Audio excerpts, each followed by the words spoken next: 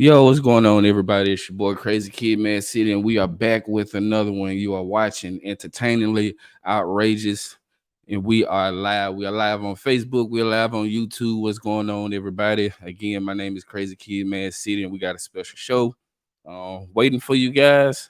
But before I do that, let's see who's in the house. Who's in the house?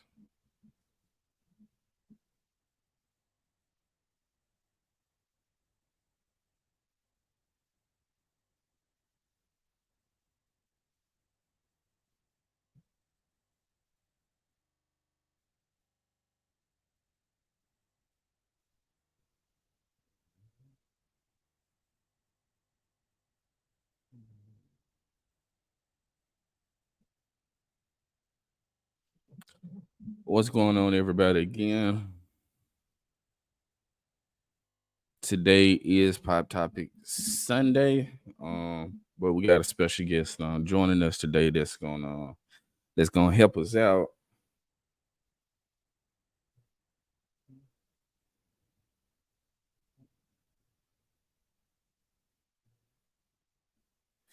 All right. Give me 1 second, I'll be right back. Give me 1 second, I'll be right back.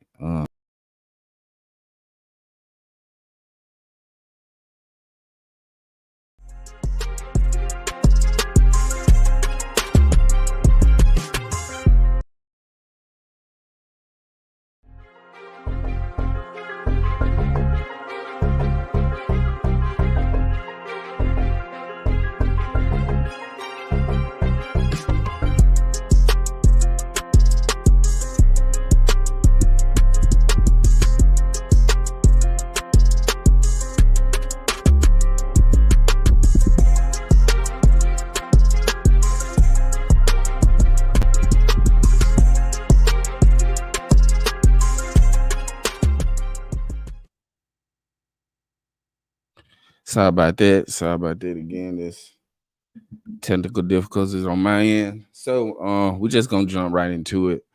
While my guest gets ready. So we have a lot that's been going on. Well, not too much, but a lot. It has been going on. We're gonna start this thing off with let's go. Pop topics. Pop topic. All right. We start off with Lizzo. Lizzo is being sued for sexual harassment and hostile work environment. So it says that three of Lizzo's former dancers have accused the singer of sexual harassment and creating a hostile work environment. In a lawsuit filed Tuesday, they also alleged that she pressured one of them to touch a nude performer at an Amsterdam club and subjected the group to an excruciating audition after leveling false accusations that they were drinking on the job. Um, it goes on to say the defendants include Lizzo using her full name, Melissa Jefferson, instead of her stage name, her production company, Big Girl, Big Touring Incorporated, and Shirlene Quigley. I hope I'm saying that name right. The tour's dance captain. It does not specify whether the singer was aware of the plaintiff's allegation linked to Miss Quigley. The suit alleges that Lizzo and Miss Quigley were involved in several episodes that lawyers for the three dancers said amounted to sexual and religious harassment, weight shaming, among other allegations, which is kind of weird, being that that's basically what she's built her whole career off of, being supportive to the plus size women. But it goes on to say that Diana Redding, a assistant professor at the School of Law at the University of California, Berkeley, said that allegations that fall outside of legally protected categories could undermine Lizzo's body positive message and could certainly encourage a settlement. Proving a hostile work environment in the unconventional entertainment industry is difficult, she said. So the plaintiff's lawyers could be hoping for a settlement.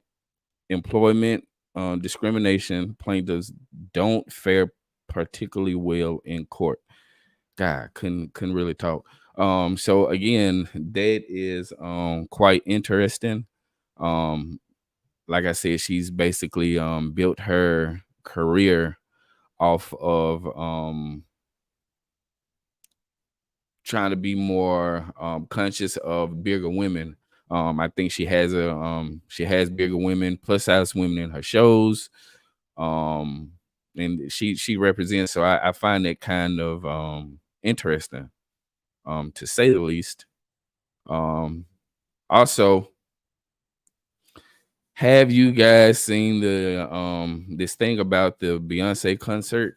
So Beyonce has some of the most decorated loyal fans on the universe. So it's no surprise that the Beehive is willing to spend hundreds of dollars to attend the Renaissance World Tour. But can you imagine spending that much for seats that is basically backstage? You don't see the show, is basically you listening. So Beyonce is playing in stadiums across the country that have seats on all sides of the stage, although those located directly behind the stage are largely not up for sale.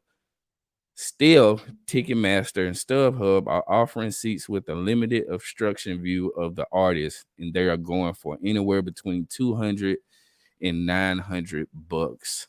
Um, with all due respect to the Beehive, that's hell no. Excuse my language, but that is totally terrible. If you guys want to hop in, I will put the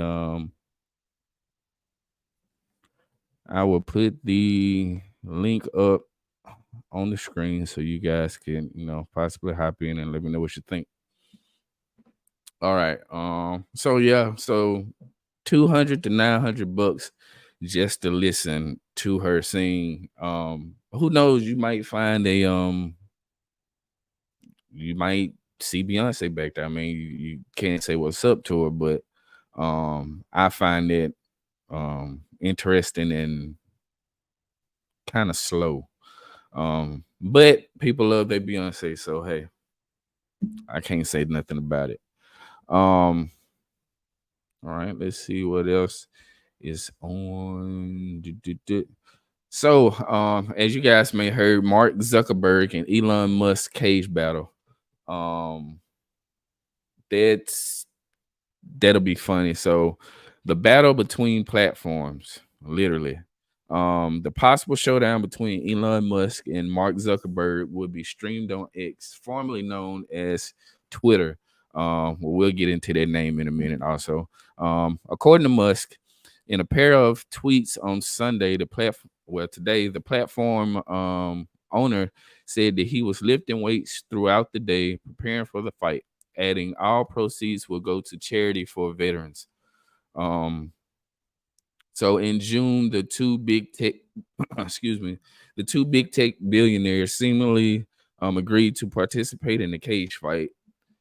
The stakes for the potential fight was raised last month when Zuckerberg's Meta launched a new Twitter competitor called Threads. Threads has been quite big, quite big. So when Threads was released, some saw it a viable alternative that might unseat its rival, and the app saw enormous success. A lawyer representing Twitter even threatened a lawsuit over Threads. So if you guys don't know, Threads is this new app that Meta, I believe it's on Instagram, that's came out that's similar to Twitter. Um, yeah, that's similar to Twitter. Uh-oh.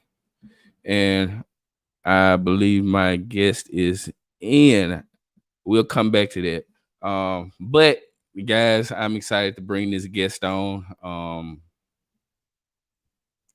There we go. I'm excited to bring this guest on. He's been featured on Bounce TV's Off the Chain season 2. He's also been featured on Comedy Central's Kevin Hart's Heart of the City. Ladies and gentlemen, please help me welcome Mr. Cleatis Allen Jr. What's going on? Hey, what's up, everybody? Uh-oh. There we go. How's it going, man? I'm glad you're here. Hey, everything going good, bro. I got Eddie Griffin was up real late last night, man. So I kind of overslept all the way to the afternoon. But man, hey, I'm glad to be here on the show. How you doing, bro? Man, I'm doing well, man. I can't complain. Another day in paradise, man. So doing well. We're gonna get to that Eddie Griffin in a minute because I think that's really cool. He's like one of my top 5 comedians. Yeah. But again, welcome to the show. Let's try to get right into it. Okay. Well, I'm here, man. I'm ready to get into it. Yes, sir. Yes, sir. So how'd you get your start, man? How'd you get your start in comedy? Well, I grew up in the church. A lot of people know that. So one of my biggest things was making people laugh every Sunday after church. If you like my family, I had that grandma that got everybody together every Sunday. You know what I mean? So the whole family would be there. I didn't know I was preparing for my future, but this is just something that was just in me, man. I love to make people laugh.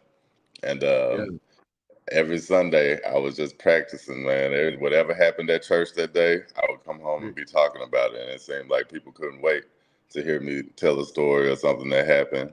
And then, that grew into me throwing my first clean comedy show for the churches.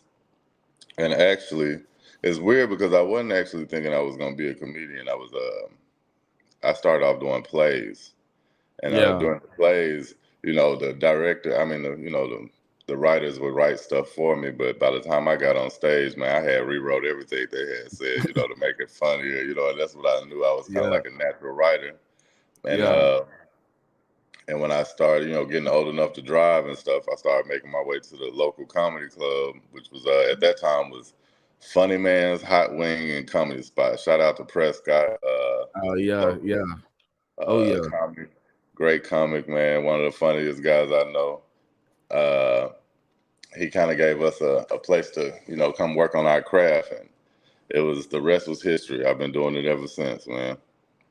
Yeah. So, growing up, you said you growing up in church. Have you always did like church material or like Yeah. Well, yeah, it started off that way. Yeah. It started off that way because when you're young, your parents watch you. You kind of like you try to keep them pleased. You don't want to disappoint them. You know what I'm saying? But as I got older and kind of grew into my own style, I still kept the foundation of church material. But as I got older and started experiencing different things, my material changed a little bit. Because comedy really is about what you really go through in life. People that just be writing jokes, if you're not really writing about what's going on in your life and what you're really going through, then, the material is not really genuine. You know what I mean? So, my life changed, man. I went to Chicago, had businesses, so I would just talk about my surroundings. So it just, I wouldn't call it church comedy anymore. I just call it life comedy, Life comedy. It's Yeah. true. So truth is basically a big part of comedy. So so in your opinion, what makes a great comic? What makes a great comedian? That's weird that you asked that. I was talking to some younger comics that were asking me basically the same question, man. Like I said, every joke needs to have a foundation based on the truth. You know what I mean? Now, of course, you can exaggerate and you can add stuff. That's what comedy all about. But come on, man. If you walk to the store and you don't visually see something that you can translate into a joke or something, then I just take that as the comedy not in you, man. I couldn't cut the grass when I was younger without something happening that day and me thinking and laughing to myself. People used to think I was crazy because I just bust out laughing because as a comic, your mind's supposed to always constantly be thinking about, the next joke, or if something happened, you're supposed to be able to translate that to the public. Like I tell people a lot, as they call us artists, entertainer artists, but they're really what it is. That's really what it is, man. You kind of, for people that can't see the picture yet, or they can't see why something is funny, it's your job Yeah, as a comedian to paint that picture for them. You know what I mean? right. So that's what I do, man. If I find something funny, whether it's in politics, whether it's being the older or being younger or whatever it is, the average eye, people, they go to work every day, you know what I mean? They mind on personal issues, so they don't really have time to grasp the humor out of life. Us as comedians, it's our job to, break those barriers down and paint that picture where they can see the funny in life. You know what I mean? Because some people can't see it, believe it or not. Some people Yeah. like so serious, ain't nothing funny about it. So they depend on us to show them. Yeah, I find that they're hilarious because I laugh at probably stuff that shouldn't be laughed at. But this just, this just how I am. And most people see it as kind of being insensitive or being an asshole, but it's a I don't know, but it's some type of I feel like some type of a feeling that you get, like you said, if you can't basically see the joke in anything, maybe comedy isn't in you. Right. And I think that's hilarious to say. Because most people can't, I say most people can't take jokes like that. No, Um which is crazy because being from the city of Memphis, I know and I brought this up before. It's a certain level of funny. no. Um, Memphis is known for that, insulting comedy, the raunchy, dark comedy. But most people can't see past that, especially now in this society. Yeah, I would agree with you. Memphis does have its reputation. I will say that, especially when I go, when I go out, and they'll introduce me on stage, and they'll be like, "From Memphis, Tennessee." You can almost feel like a vibe go over the crowd, like, "Oh, this man finna be crazy." You know what I'm saying? This man. So Yeah, you gotta kind of bring it if you represent Memphis, because we definitely have a reputation of being that gutter city. You know what I yeah, mean? We can facts. see the raw. So I don't be trying to let the crowd down. I give it to them Yeah, raw like they want it. You know what I mean? So yeah, I facts. agree with you on that. So jumping on stage in Memphis, I know you probably dealt with a few hecklers in your time, but in this point of your career, are you still dealing with hecklers, or it's kind of like, you know they know what to expect now, so we not gonna mess with them. Well, you know what? It's really up to you if you're gonna deal with hecklers, and that's for anybody from any city. Like, people appreciate comedy so much.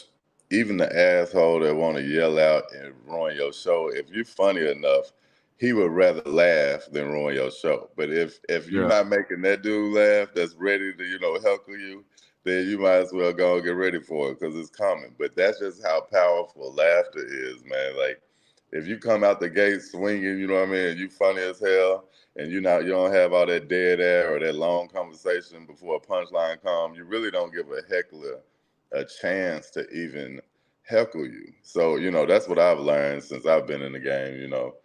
I've been doing it for like 15 years now, so yeah, I've learned that if you're funny, you don't have to worry about hecklers. People that get heckled are people that really ain't that funny coming out the gate. And if you do get heckled, then you got to show them why they shouldn't have heckled you. I tell people all the time, look, I'll tell a man in a minute if he start yelling some shit out. I'll be like, look, bro, hey, I can entertain them. I can be the show, or you can be the show. It don't even matter to me, bro. It's up to you. I got plenty of material that ain't got nothing to do with you, that's gonna make people laugh, or I'll have them laughing at your ass. It don't even really matter. You know what I mean? That's just right. That's how you handle that, you know. And you got to come with it too, especially for Yeah. Memphis. Now, like I said, that reputation of Memphis, people don't too much kind of want to heckle nobody from Memphis because they already know we raised in school checking all day. That's what All we day, do. all day long. Yeah, All day. all day long, man. We've been training for this. This ain't nothing you wanna. It's like being at the gym. You see the big swole nigga. That's the dude from Memphis. You know what I mean? He been training all year, so you don't want to go up there. You just start working out. You don't want to go up against him. Yeah. Yeah, so that's how it is. And And I'm going about to be into real with you, bro. Before we keep going, you yeah. know, you told me about your podcast, and then you was like, "Yeah, I'm gonna send you the link." I'm thinking you sending me the directions or the address or something. I had no idea that I was gonna have to, get on my computer. I was dusting my laptop off. I ain't using my laptop in Yeah, man. This just until I can pinpoint a place down there where I can actually do some interviews because I'm up here by Nashville now. Oh, So okay. I'm kind of doing everything remote until I can find a good plan to really start doing some in-person interviews. And hopefully you be one of them, man. I need to see you in person, man. Oh no, don't get it twisted. I like this fact that I ain't have to drive nowhere. I don't even got no pants on up under this, bro. This is the perfect way this, this is the perfect way to do a podcast. I'm gonna go right back to my room, finish watching my movie after this. Oh man, you crazy. Uh, so going into your TV appearances, man, was Bounce TV your first TV experience It appearance? was I mean, my No, it actually wasn't. A lot of people don't know this about me. My first TV experience was actually on BET. It was a Man, it was an awesome experience. I actually got to see how network television really works. You know what I mean? yeah, I was on this show called A Time to Laugh. It was the first gospel comic view or gospel comedy TV series that BET had came out with, and it was great, man. I killed it on the set. A lot of other great comedians was on it, and it didn't go to TV. And I'm gonna say it was because the host was Vicky Winans. Now I don't know how that happened or what that was about, but Vicky Winans ain't never told a joke in her life, and you could tell when she was hosting the show. So I guess the directors, after cutting everything, and I guess it would have been better for them not to put it out because I don't yeah. know, I don't think Vicky was ready for the comedy stage, but. Yeah, so my first TV experience, it didn't debut on television, but Bounce was the first show that I did that actually aired. So So yeah, how did that feel to actually see yourself on TV? Because I know it had to be kind of disappointing with the BT episode not airing. But now you go into the Bounce TV. How does that feel? man, that feeling is only something that I could just wish for everybody. You know what I mean? Like Yeah, I'm gonna tell you exactly how. I'm gonna tell you exactly what it feels like.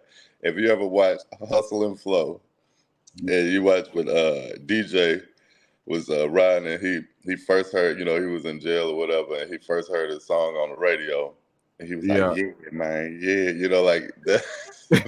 It's just a big accomplishment, man, because everybody that does comedy, that's your first stepping stone. You know what I mean?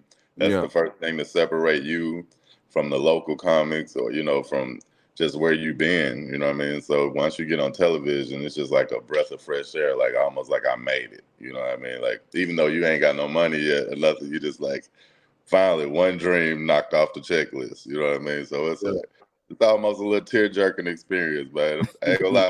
When I was watching Hustle and Flow and he had made it, I was like, I felt that same feeling all over again, just watching him go through it. So I was like, yeah, that's the feeling when you done worked hard on some shit, man, and it finally manifests into something, bro. yeah. You can't. It's hard to even describe that feeling. Right, right. Oh Yeah. yeah. So then you get the after years of grinding, you get the opportunity to be featured on Kevin Hart's Heart of the City, which is Yeah. dope. Hmm. Real dope. Just for many reasons, but for a couple reasons for me. um, Memphis finally had a spotlight on them for the right reasons. Right. Um, Two, I watched you. I think for years since my dad had the game show Oh um yeah, down there, and I believe there was Concourse down there. yeah. So I watched you, and I think that was so dope to actually see somebody that I know on TV, but just seeing somebody from Memphis, man. So tell us about that experience. Oh man, that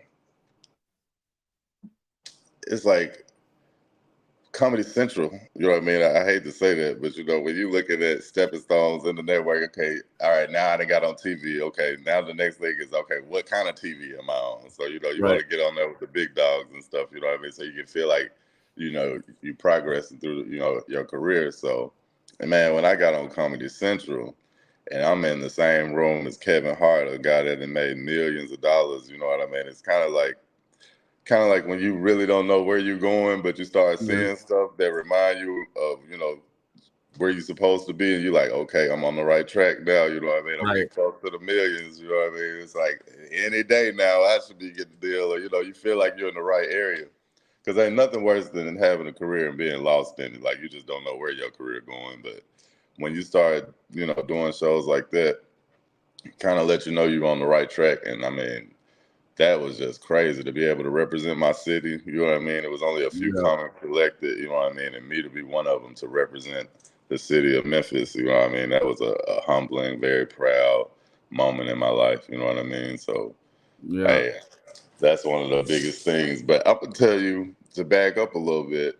You asked me the first time. The first time I was on television, though, a lot of people don't even know this, and I don't really talk about this. So this is gonna be exclusive for your podcast. Uh-oh. If you Okay. go, I was the first thing that I was on was really bigger than anything. I was younger though. I was probably in my 20s, and I did Walk the Line with Johnny. It's a movie called Walk the Line. It's about Johnny Cash. Yeah, I know if Word. you know, yeah, if you know anything about Johnny Cash, Yeah. they I auditioned for this role in this movie in Memphis. They had they shot some scenes in Memphis, and I Yeah. auditioned, and the director came and got me, and they was like, because I was auditioning for something that I was like an extra. I wasn't even like I had no roles or nothing, but the Yeah. director came up there and he was like, "Hey, that dude, he looked like Sam Cooke. Bring him to the back." So just off my looks, I had got a role as Sam Cooke in this big movie that I think he got a Grammy or something, or Oscar, I don't know, whatever. I But gotta watch the movie now. yeah, but look, before you go watch it, I'm gonna tell you this. So I had a scene. The only scene I had was at a studio with we were in the studio recording. Um I was at the band. I was with my band and Elvis walked in and we dapped it up and had a little conversation, me and Elvis did. And Yeah. then also we had a award show where, me and Elvis accepted an award. And man, I got all my family in the movie theater, you know what I mean? Everybody can't wait to see this scene that I'm in. And they cut it, bro. Oh They man. cut it. The only thing that made it in that movie was a picture of me and Elvis holding the award at the award ceremony that we were filming. But that's the only thing, because when movies come out, they cut so much, and you don't know what they be Yeah. cutting until the actual movie comes out. So Uh, man, it's at the beginning of the movie. I'm sitting on the TV, a picture of me on the TV with Elvis. That's the only thing that made it. But they still paid me for everything. Now that was the good that's part. But yeah, yeah, I so think yeah. I would have so took yeah. that. I would have took that. Man, this crazy. And that reminds me, most people don't know that I was on a commercial back in the day. I think I was maybe sixth grade. I'm not sure, but it's floating around somewhere. I've been looking for it for years, but I can't find the video. So Uh, no, if you any, gotta say what commercial. It wasn't the Oscar Mayer winner commercial. Everybody was auditioning for.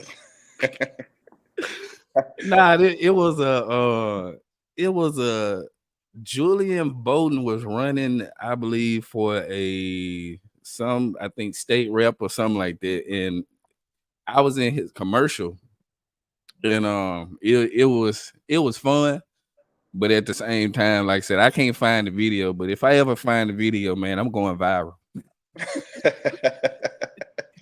I'm That's going your claim to viral. fame, but I got you, bro. I'm going viral. Yeah. So, you said you've been in the game for 15 years, right? Yeah, yeah. So 15 years, man. What type of mindset do you have to be like to basically do this for so long? And I believe it's amazing just for the simple fact that people's attention span now is you probably get a good couple years into the game. What mindset do you have to be in to last basically last that long? Because 15 years is a long time, man. That's a Yeah. lot of Well, first thing I have to say is it just really got to be in you to yeah, have a long, career in this. It really has to be in you. Like it can't just be something you just popped up because you didn't like your job and said, I'm gonna be yeah, a comedian to get girls or likes or whatever it is. It got to be yeah, something that was really in you from the jump. You know what I mean? I feel like everybody on this earth got a purpose. God put everybody here for a reason. You know what I mean? And if your reason is to make people laugh, it ain't nothing that's gonna be able to stop you, but really you. You know what I mean? Like, and you can get distracted. Don't get me wrong. Like, it's been plenty of times in my career where I've noticed I was just being stagnant or not really pushing hard because, you have ups and downs in this business. You get a lot of doors slammed in your face. You know what I mean? You get a lot of no's. So you just have to keep going. But if it's in you, it don't the money don't matter. The TV shows right, don't matter, the movies don't matter. If you making somebody laugh, that's really all you need out of the game to keep going. You know what I mean? Like right, I tell anybody, when I do a show and some joke I done worked on and I come on stage and I say it and I hear that crowd, erupt or explode into laughter, you know what I mean? That's my payment right there. You know what I mean? A lot of people wouldn't understand that unless they, know what I'm talking about. But just the response from the audience is really all the payment a comic need. Now, don't tell the comedy clubs that, because I still want my money. But my point is, like right, it's self rewarding. You know what I mean? right, right, Yeah. right. So the describe, man, the best night of your life comedy, in comedy terms. Best night. Oh man, come on, bro. We've had this show only an hour, man. That'll be tough, man. Because I ain't gonna lie, just kicking it with other comedians. After the shows. You know what I mean? The type of when you around a lot of comics that really know, it's hard to make other comedians laugh. So when you get around the right bunch, you know what I mean? It's like that type of Right. laughter is just something you can't describe, man. Real joyous type thing. But I would say, as far as my career, the best nights was probably be um well, I ain't even gonna I'm not even gonna say the biggest nights, but the best nights was probably when I was younger at Funny Man Comedy Spot, just when I was getting in the game, because you learning so Yep. much. You know what I mean? Right. And you meeting this was before Chuckles, before Instagram and everything. So when you see somebody from BET and y'all in the back, having a drink together, just enjoying life, those are the best little moments. But I would say the best part, as far as all the shows I did, was when I was doing Vegas with Eddie Griffin. And Man, this yeah, that kind of took me to that's when I first felt like, oh, okay, yeah, now I'm a paid comic. You're making plenty of money. You're making more money than you never made before. Because ain't no money like Vegas money. And I know then, that fact. yeah, yeah, they just got it up there, man. I think I only had to do like, I think I only had to do like probably 10 minutes a show. I had 3 shows a week. You know what I mean? I ain't gonna say what I was getting paid, but I wish I could go back though. You know what I mean? That's all I would Man, say. Yeah. man, yeah. So how was it hanging with Eddie Griffin, man? I watched Eddie Griffin from the Malcolm and Eddie all the way up to now. And it's wonderful to see him still doing comedy. Mm. He's the emperor of comedy. So how was that experience hanging with him and just gaining wisdom and learning from one of the greatest to ever do it? Um, it was an experience all the way around. Eddie kind of really showed me what the life of a millionaire comedian is about. You know what I mean? Yeah. He just has so much wisdom. You know what I mean? And he just been in the game so long. Like a lot of people don't know, Eddie was basically raised by Richard Pryor. You know what I mean? Like Yeah. Richard was like a father figure to him.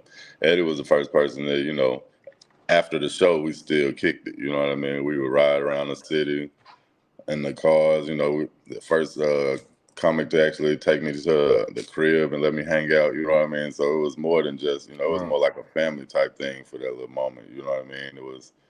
It was cool. He in every plaque on the wall, he'll tell you where it came from. He just had so much game. And then, Eddie, we'll get to drinking, and he started telling you all other kind of stuff that you kind of, as a Memphis nigga, you kind of like, all Yeah. right. He'll get real deep, start talking about being cloned, the people that been cloned and stuff like that, and get real Yeah. deep, and he woke, he one of them woke people, so he Oh gonna tell yeah, you, he deep. yeah. So after a couple of drinks, the conversation get real far fetched. But my point, as far as the knowledge about the game, you know what I mean? Like, that was the first person to kind of like really put me on game about a lot of stuff. And Steve Harvey did too. Like, Steve Harvey did Yeah. too, but he was a lot more serious than Eddie Yeah, was. I can't really see Steve Harvey being so like open and I know being on stage and the actual person in real life are two different things. So Right, it's kind of hard seeing Steve Harvey be so open, right. um more like Eddie Griffin, and kind of be out there. So yeah, so I'm gonna do one more, then we're gonna try to hop in some of this pop topics, man. If you don't mind Let's helping go. the brother out today. Let's go, man. Let's get it. All right. One more. Give me your top five comedians of all time in Oh your man. opinion. And I know it's kind of subjective. So I know Mhm. everybody's list different. So I don't want nobody, trying to come in and trying to go off or anything. So Okay. Well, you definitely got to put Eddie Murphy up there. That of guy course. right there. Everything he touched turned to gold, whether it's a cartoon or on stage or whatever it is. I would put him in the comical genius category. You know what I Fact. mean? Facts. Yeah. Then Fact.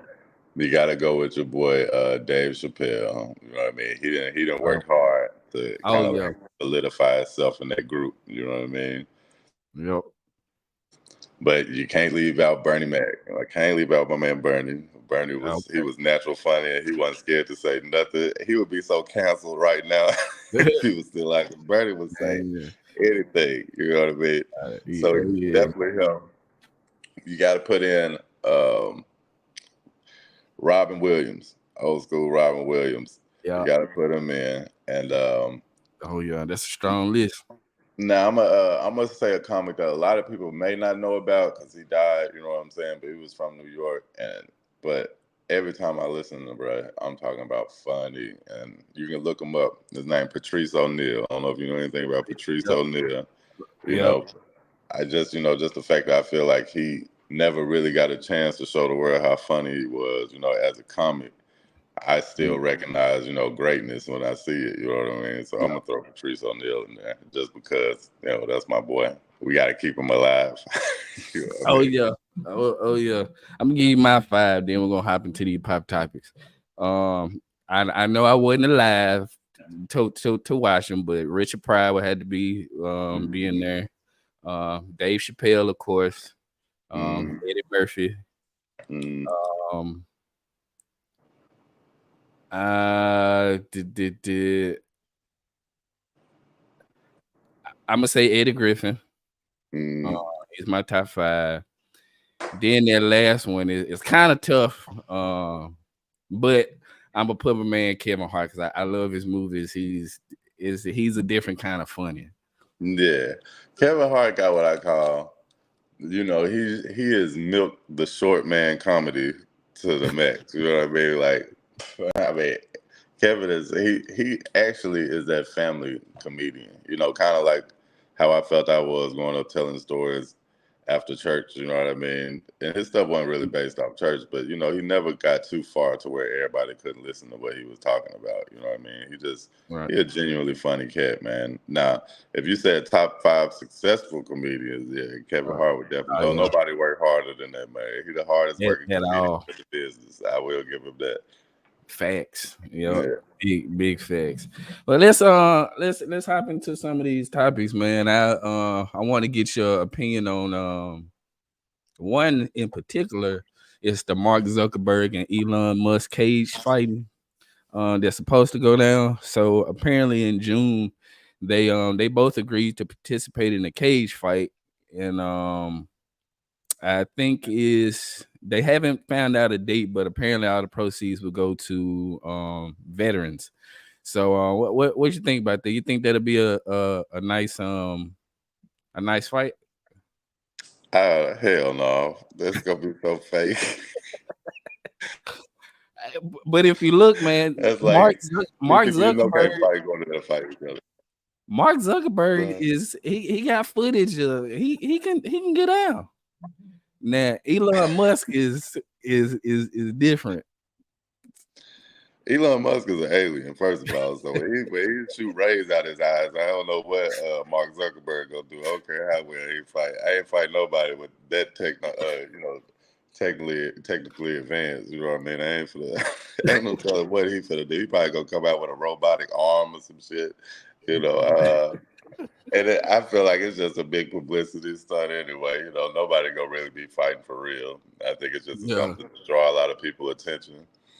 Um, But is I think it'll be kind of if they take it serious, I think it'll be good. Because you don't really see Mark Zuckerberg, you see Elon Musk everywhere. But mhm. I think it's some type of bad blood there, just for the simple fact. I think Instagram just released their app Threads that kind of rivals Twitter.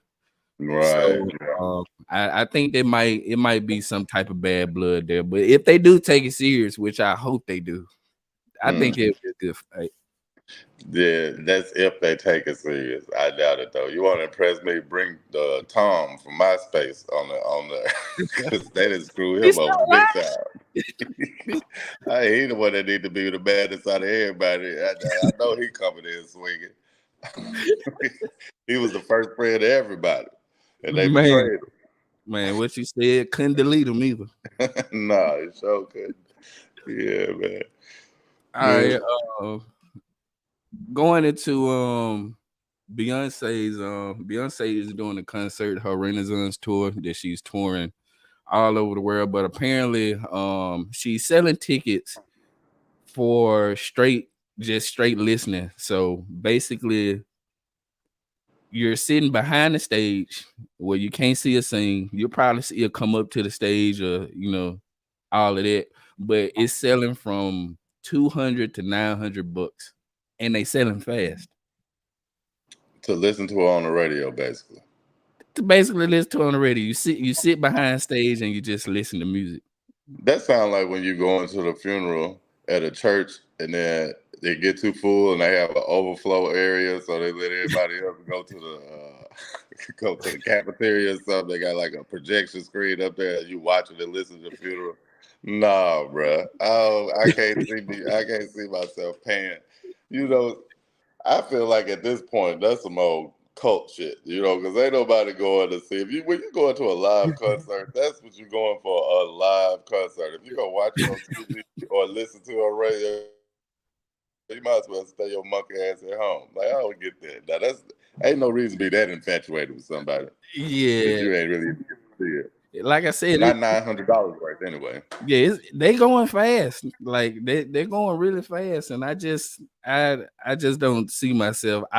It's hard for me to spend $200 on anything. Like I literally have to sit and pray before I before I order anything over $200, man.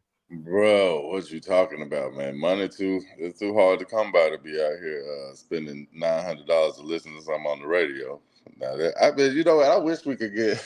Because nobody really knows what Beyonce and Jay-Z do. Uh-oh. Yeah, wait a second. Ah, there we go. Yeah, Yeah. what happened, bro? Yeah, I'm Yeah. here, but I don't know what happened to the camera. There we There go. we go. There we go. Yeah, Man, man. I don't know. I don't know how you could do that. Not $900. I mean, I bet you if we could just listen to Jay-Z and Beyonce bedroom talk, I bet you they'd be laying up like, baby, these folks so stupid. They just So, like I just so sold stupid. 1,000 tickets for people to listen behind the stage. You know what I mean? At 900 a piece. I bet you they just set goals on how stupid they can make America be sometimes, man. It I it don't know. it has to be, and I think that really shows the influence that she got on all these people, man. To actually want to spend $200 to $900 on a seat backstage where I can't see nothing, Yeah. nothing but studio equipment, man. That's crazy. Nah, Beyonce, she too fine for me not to be able to see her up close now. She too, I can't do that. I can't now. If I pay my money, I need to be able to see something. I gotta see something. Something gotta be seen. I gotta see something, bro. I ain't finna do that. Right, right. All right, man. Let's get into one more. Because I got a couple more questions. I want to get to. But Lizzo is being sued for sexual harassment in a hostile work environment, man. So apparently, three of her former dancers have accused her of sexual harassment and creating a hostile work environment. Um, Basically, body shaming, which is outrageous because that's what she based her basically her whole career off of. Um, Hold I on, also Lizzo. read, yep, Lizzo body shaming people? Lizzo body shaming people, man. And that's got to be a joke. That's got to be an error. That's got to I, be nope. no, bro. And apparently she I guess they were her and her dancer was out after a show at some type of gentleman's club. And apparently she made one of the dancers touch a naked woman. Um Hmm. which I don't see how somebody can make you do anything, Right. especially if you standing on what you believe in. But hence the sexual harassment lawsuit that she has. So I think that's pretty interesting. Like I said, she spent most of her career off of being vibrant and really showing her body, and then turn around, she's body shaming other people. So Yeah. that's crazy. What you think about that, man?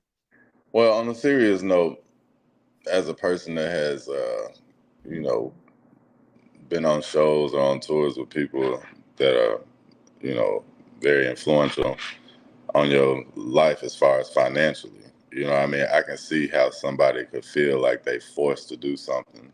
But you're right, money can't be you can't be a slave to money. You know what I mean? It got Right, if you feel that strongly enough about it where you're gonna have to sue them after they make you do it, then you probably shouldn't have did what you did. You know what I mean? You should have just lost your job or whatever because it's just hard to, like for instance, when we were working with Steve Harvey, bro, it wasn't like with Kevin Hart where everybody laughing and stuff in the background, being silly and stuff. Like that money was, people taking care of their families with it and stuff. So nobody was really saying something, nothing. We was just all on eggshells, really, because don't nobody want to lose their job.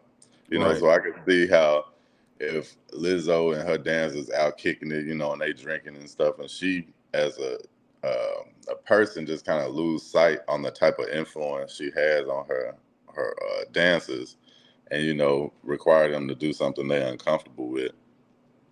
I can see them, just doing some shit trying to keep their job. You know what I mean? But right. I don't think touching a nigga lady too far. You know what I mean? Unless that ain't your thing. I wouldn't have Yeah, sued nobody for that. I mean, you are at a gentleman's club. You know what I'm right. saying? Like if you're there, if you got a problem with naked women, a gentleman's club ain't no place that you go hang out at. You know what I Right. mean? So it Especially in could. Amsterdam, man, because they it gets wild over there. Oh yeah, prostitution legal, all the drugs illegal, basically, man. So Yeah. Yeah. yeah, yeah. I mean, I would say that situation probably bullshit. I'd say that's just somebody trying to come up on a check. Because if you got a real problem with naked women, you ain't going to hang out in no gentleman club. You gonna say, "Oh no, thank you. I'll catch y'all next time" or something like that. Just Yeah. probably see it as an opportunity to get paid, and they, cashing in on it. That's Okay. what I might think about it. Now, so as far as the body shaming, I don't know Uh, what was the body shaming about.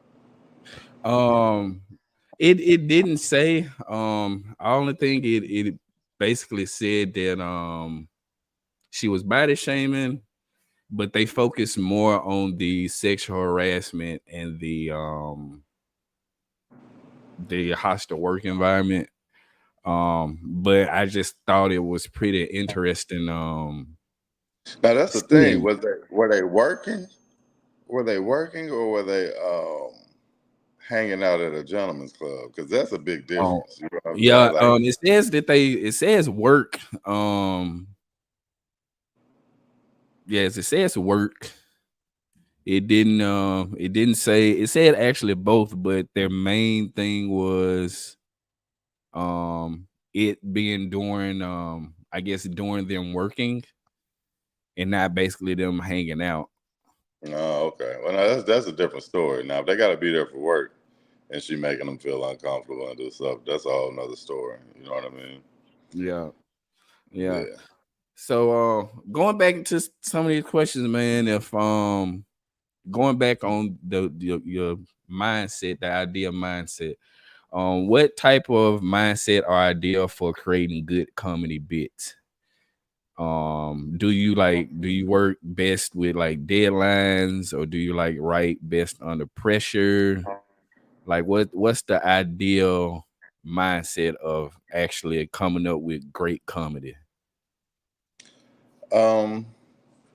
Well, I will say this: you got to be on stage. You got to get on stage every time you get, every chance you get. You need to be on a stage trying to make somebody laugh.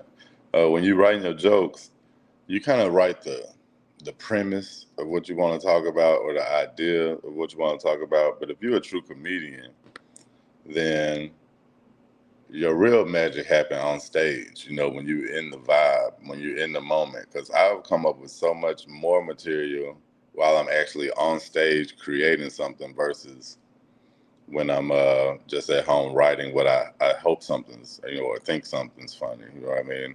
So when Right. you actually get on that stage, like that's where the real magic happens because you don't know what you're gonna say when you. So I guess that would answer your question. Under pressure, probably be the best time to Yeah. come up with some good jokes because Yeah. hey, when your feet against the fire, man, you got to do one thing. You got to walk across it, or you sit there and burn up. You know, one Yeah. choice.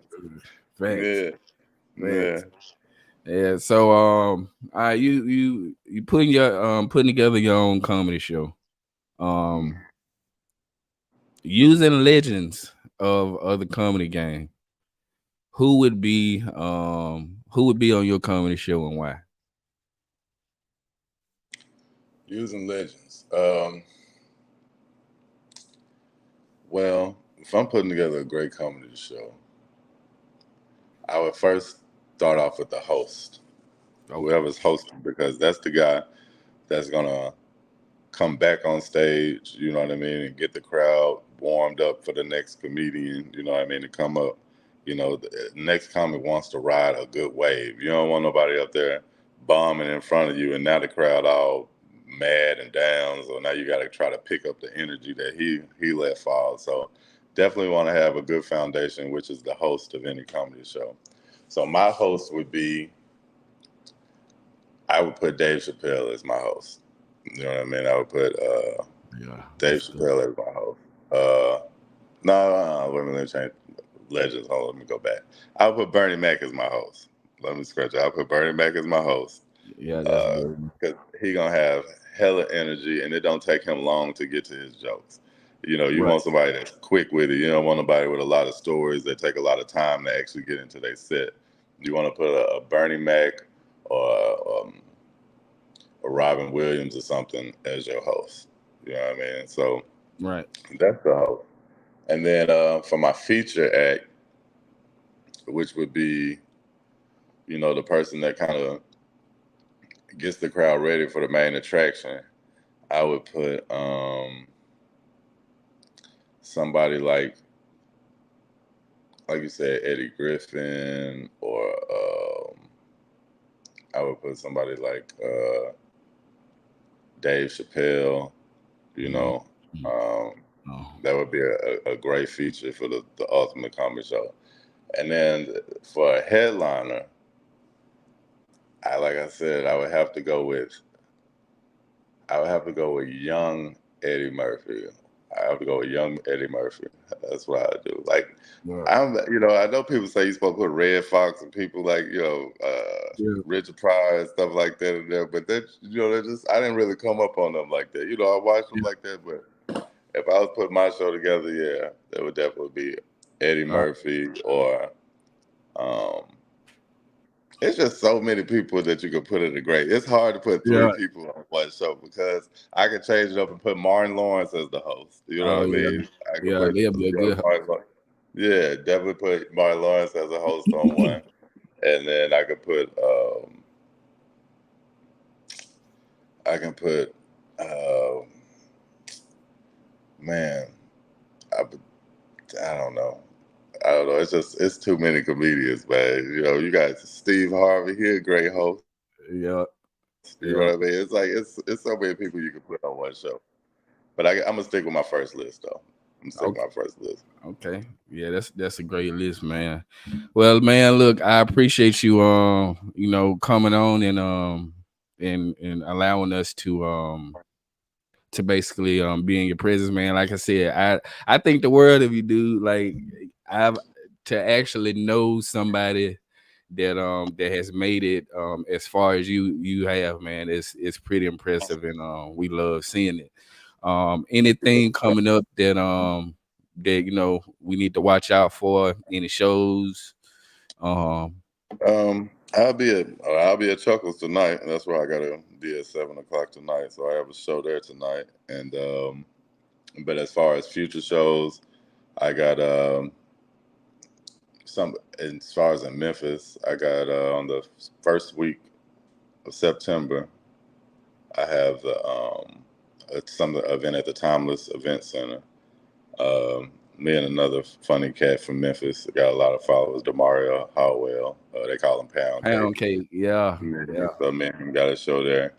Um, I got a show with Ricky Smiley coming up in Little Rock, and then Eddie Griffin at the casino. I'll be with him at the casino September 25th. So yeah, I got a couple of shows coming up there, man. But always Memphis. It's too many. I'm booked somewhere in Memphis every week. I just look at my calendar. Yeah, We got Bar 360 got a show coming up there, but mostly I'm hosting at Chuckles a lot. Like for the last couple weeks, I've been hosting at Chuckles. okay, yeah, So y'all can come see me there anytime on the weekend if I don't have any outside shows. So man, I thank you for having me on your show, bro. You know what I mean? Very proud of you following in your pop's footsteps, man. You know what I mean? oh, So yeah. you know, it looked good, man. Hey, anytime you need me, I'll be back.